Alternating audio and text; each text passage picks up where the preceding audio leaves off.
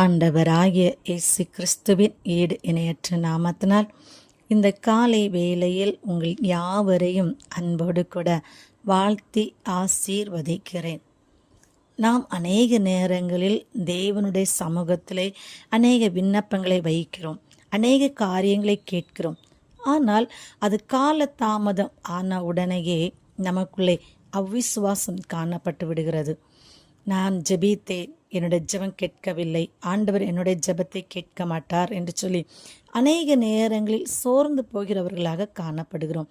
நான் எவ்வளவோ பிரயாசப்படுகிறேன், ஆனால் ஒரு முன்னேற்றத்தை பார்க்க முடியவில்லை, ஒரு ஆசீர்வாதங்களை கண்டு கொள்ள முடியவில்லை, நான் செய்கிறதான எல்லா காரியம் தோற்று போய் விடுகிறது என்று சொல்லி அநேக நேரங்களில் சோர்ந்து போகிறவர்களாக காணப்படுகிறோம். ஆபகுக் 2ஆம் அதிகாரம் 4வது வசனத்தில் தன் விசுவாசத்தினாலே நீதிமான் பிழைப்பான் என்று சொல்லி, ஆம் பிரியமான எனக்கு அருமையான சகோதர சகோதரிகளே, உங்களுடைய விசுவாசத்தின்படிதான் உங்களுடைய ஜெபத்திற்கு ஒரு கிரியையை பார்க்க முடியும்.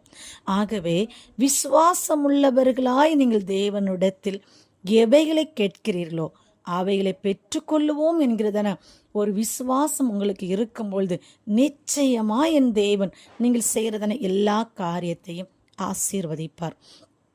ஆண்டவரே, இந்த காலை வேளையில் உடைய பிள்ளைகளை உடைய கரத்தில் ஒப்பு கொடுக்கிறேன். தகப்பனே, உடைய கரம் உடைய பிள்ளைகளோட இருக்கட்டும்.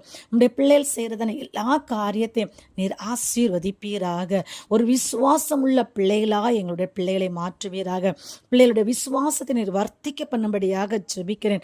எல்லா தடைகளையும் மாற்றி போடுங்க. இந்த காலை வேளையிலே உடைய பிள்ளைகள் என்னென்ன காரியங்கள்லாம் செய்கிறார்களோ அந்த காரியங்களை உடைய பிள்ளைகளுக்கு நீர் ஆசீர்வதிக்கும்படியாக ஜெபிக்கிறேன். ஆமென்.